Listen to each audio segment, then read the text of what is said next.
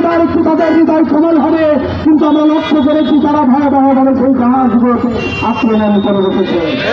সম্মানিত ভাইরা আমার, আমরা বাংলাদেশে বসে আমার সেই ফিলিস্তিনের মা বোন ভাইয়ের জন্য হয়তো আমরা কিছু করতে পারছি না, কিন্তু আমরা বলতে চাই আল্লাহ রাসূল সাল্লাল্লাহু আলাইহি ওয়াসাল্লামের সময় যেভাবে আয়েশা আবু তালিবের আল্লাহ রাসূলকে 3 থেকে 3.5 বছর সেখানে অবরুদ্ধ করে রাখার মাধ্যমে মুসলমানদের প্রাণ সঞ্চার হয়েছিল।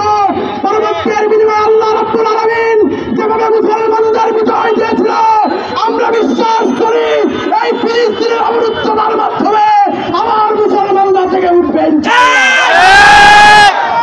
আমরা মনে করি এই সারা পৃথিবীর কোথাও না কোথাও আবার সালাউদ্দিন আইয়ুবীর জন্ম হবে, আবার নতুন করে আমাদের তরবারিতে আবার নারায়ে তাকবীরের হুঙ্কার উঠবে, আবার আমরা বাংলাদেশ থেকে শুরু করে সারা পৃথিবীকে মুসলমানরা বিজয় করবে ইনশাআল্লাহ।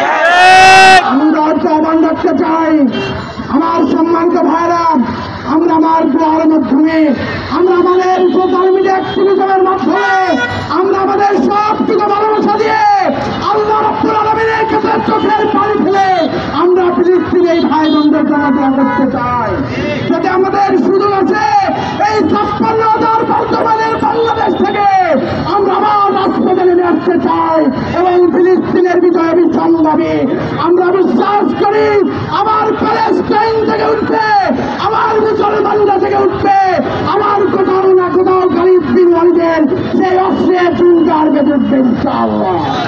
সবাইকে অসংখ্য ধন্যবাদ জানিয়ে আমি আমার কথা শেষ করছি। আসসালামু আলাইকুম ওয়া রাহমাতুল্লাহ।